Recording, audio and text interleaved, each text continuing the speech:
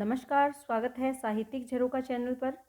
आज हम करेंगे रामधारी सिंह दिनकर का साहित्यिक परिचय। देखिए, राष्ट्र कवि रामधारी सिंह दिनकर हिंदी साहित्य में एक जाना पहचाना नाम है। तो आज हम इन्हीं के बारे में विस्तार से जानेंगे। सबसे पहले हम इनके जीवन परिचय के बारे में जान लेते हैं। रामधारी सिंह दिनकर का जन्म सन 1908 ईस्वी में बिहार के मुंगेर जिले के सिमरिया नामक गांव में हुआ था। इनके पिता बाबू रवि सिंह ये एक साधारण किसान थे और माता का नाम मनरूप देवी था, जो एक घर गृहस्थी में रचने बसने वाली महिला थी। इनकी जो प्रारंभिक शिक्षा है वो गांव में ही हुई, जो स्थानीय पाठशाला थी वहीं पर हुई। बाद में इन्होंने पटना विश्वविद्यालय से स्नातक की परीक्षा उत्तीर्ण की। इसके बाद कार्यक्षेत्र की अगर बात करें तो सबसे पहले जैसे इनका स्नातक पूर्ण हुआ, उसके पश्चात इन्होंने अध्यापक के पद पर कुछ समय के लिए काम किया, यानी ये अध्यापक बने। इसके बाद सीतामढ़ी में जनसंपर्क निदेशक के पद पर इनकी नियुक्ति हुई। सन 1952 ईस्वी में राज्यसभा के सदस्य भी मनोनीत हुए। फिर उसके पश्चात ये भागलपुर विश्वविद्यालय के उपकुलपति भी रहे। 1965 ईस्वी में केंद्रीय सरकार के हिंदी सलाहकार भी नियुक्त किए गए। यानी इनके कार्य क्षेत्र में विविधता है, किसी एक स्थान और एक जगह से ये जुड़े हुए नहीं रहे। इनका देहांत सन 1974 ईस्वी में बेगूसराय नामक स्थान पर हुआ। तो ये इनका जीवन परिचय है, जिसमें हमें इनके जन्म के बारे में बताना है, पिताजी माताजी, इनकी शिक्षा और इसके साथ साथ इनका कार्य क्षेत्र, किस किस क्षेत्र में इन्होंने अपना योगदान दिया है। उसके बाद इनका देहांत। तो ये इनका जीवन परिचय है। आइए अब इनके साहित्य के बारे में जानते हैं। सबसे पहले इनकी रचनाएं। इसमें सबसे पहले अगर बात करें काव्य रचनाओं की, तो इनका काव्य बहुत महत्वपूर्ण है हिंदी साहित्य में। वैसे तो इन्होंने गद्य और पद्य दोनों पर ही अपनी लेखनी चलाई है, लेकिन प्रमुख रूप से इनकी काव्य रचनाएं बहुत अधिक प्रसिद्ध हुई है। जिसमें सबसे पहले हम देखें उर्वशी, कुरुक्षेत्र, रश्मिरथी, रेणुका, द्वंद्व गीत, हुंकार, परशुराम की प्रतीक्षा, धूप छांव और रसवंती। इसमें जो उर्वशी और रश्मिरथी ये दोनों जो रचनाएं हैं, ये प्रबंध काव्य है और दोनों में ही विचार तत्व की प्रधानता है। रेणुका जो इनकी रचना है, इसमें अतीत का गौरवगान किया गया है, लेकिन इसके साथ ही वर्तमान की नीरसता से दुखी मन की वेदना को भी इसमें अभिव्यक्त किया गया है, जो इनकी रचना है रेणुका। उसके बाद अगर हुंकार की बात करें, तो हुंकार जो इनकी काव्य रचना है, उसमें वर्तमान दशा के प्रति आक्रोश का भाव उत्पन्न हुआ है। रसवंती जो काव्य रचना है, इसमें सौंदर्य का वर्णन है या काव्य सौंदर्य का सुंदर चित्रण इस कविता के माध्यम से या रसवंती जो काव्य रचना है उसके माध्यम से किया गया है। तो ये इनकी महत्वपूर्ण रचनाएं हैं, जिनके बारे में मैंने थोड़े मोटे तौर पर आपको बताया और ये आप ध्यान में रखेंगे। उसके बाद आता है निबंध। निबंध में है अर्धनारीश्वर, मिट्टी की ओर और रेती के फूल। ये इनका महत्वपूर्ण निबंध संग्रह है। इसके बाद संस्कृति एवं दर्शन। इन्होंने संस्कृति और दर्शन को आधार बनाकर भी कई रचनाएं की हैं, जिसमें संस्कृति के 4 अध्याय, जो कि एक महत्वपूर्ण रचना है, भारतीय संस्कृति की एकता और भारतीय संस्कृति की कहानी।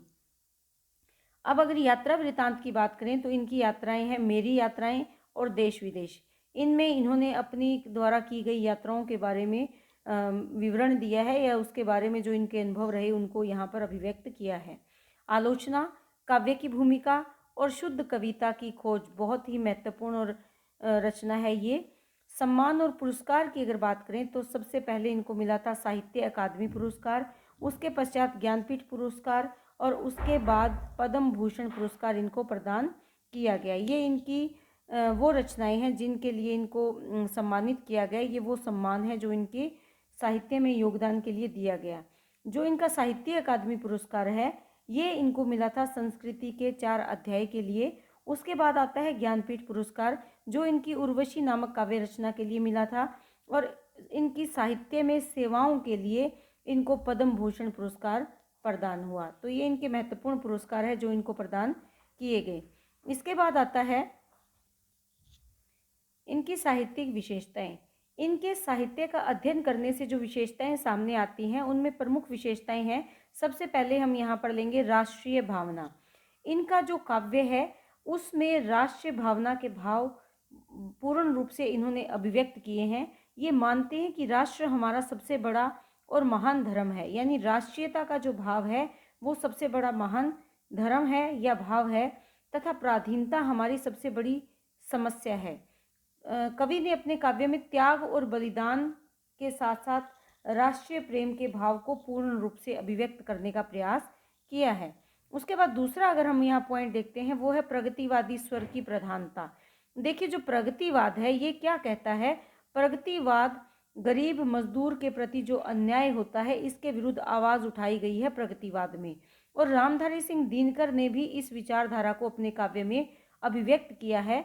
इन्होंने उजड़ते खेत खलिहान, जर्जर होती कृषि, शोषित मजदूर वर्ग के प्रति तो आवाज़ उठाई ही है, इसके साथ साथ ये बताना चाहते हैं कि हमें दीनहीन के प्रति सहानुभूति का भाव रखना चाहिए, ना कि उस पर अत्याचार करने चाहिए। और इन भावों को इन्होंने आक्रोशमयी ढंग से अभिव्यक्त किया है।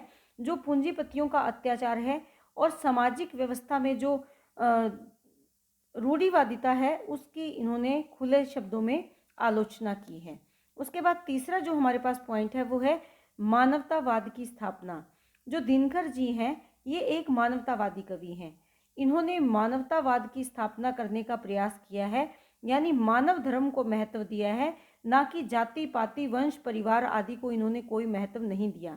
ये मानते हैं कि व्यक्ति की पूजा उसके गुणों से होनी चाहिए, ना कि वंश परिवार और जाति के आधार पर। इसीलिए हम इसको इनकी जो कविता देखते हैं जो रश्मि रथी है उसमें उसका प्रधान पात्र कर्ण है। कर्ण जिसके साथ ये माना जाता है कि महाभारत में जो कथा है उसमें कर्ण के साथ बहुत अन्याय हुआ, लेकिन इन्होंने रश्मि रथी में कर्ण को महत्वपूर्ण पात्र के रूप में यहाँ पर दिखाया है, जो कि एक ऐसा पात्र है जो अपने जीवन में अनेक समस्याओं का सामना करता है। वंश परिवार और जाति के आधार पर उसको प्रताड़ित किया जाता है। उसके बाद हमारे पास चौथा जो पॉइंट है वो है नारी भावना। देखिए नारी समाज के रीढ़ की हड्डी मानी गई है, या समाज नारी ही है जो समाज को दृढ़ता प्रदान करती है, शक्ति प्रदान करती है। इसीलिए इन्होंने नारी के विभिन्न रूपों का वर्णन किया है। कहीं पर ये नारी को शक्ति के रूप में मानते हैं, कहीं पर ये नारी को अबला के रूप में दिखाते हैं, तो कहीं पर अपने काव्य में नारी को आधुनिक रूप में भी चित्रित इन्होंने किया है। कहीं वो माँ के रूप में अपनी अच्छी भूमिका निभाती है, तो कहीं प्रेमिका के रूप में अपने प्रेम के भावों को अभिव्यक्त करती है। तो ये नारी भावना है जिसमें नारी के सभी पक्षों का इन्होंने सुंदर चित्रण किया है, सभी मनोभावों को चित्रित करने का प्रयास किया है। उसके बाद जो हमारे पास पॉइंट है वो है प्रेम और सौंदर्य।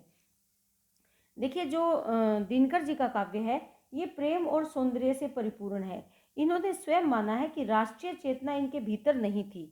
राष्ट्रीयता के जो भाव है इनके काव्य में वो इनके हृदय के भाव नहीं थे, अपितु वो तो परिस्थितियों के परिणाम स्वरूप उत्पन्न हुए हैं।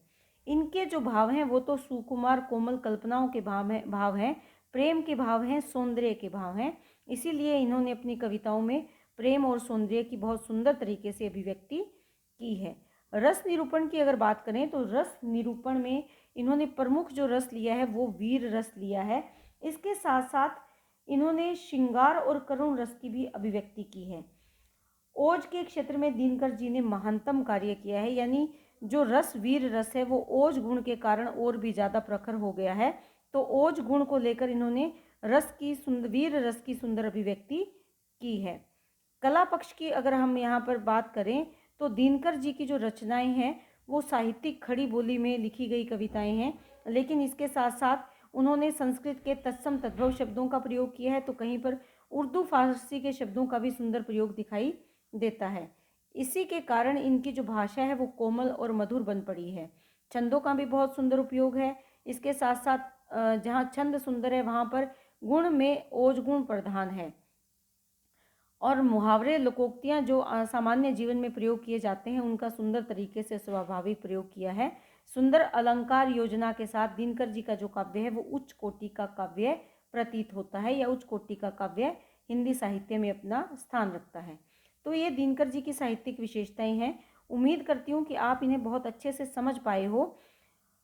तो इसी प्रकार पढ़ते रहिए और अपने दोस्तों को भी ये वीडियो शेयर करें ताकि उन तक भी ये पहुंच पाए, जो अपना कार्य नहीं कर पा रहे हैं या जो सिलेबस से अभी दूर हैं, वो भी अपना कार्य कर पाएँ और अच्छे से पढ़ पाएँ। बहुत बहुत धन्यवाद।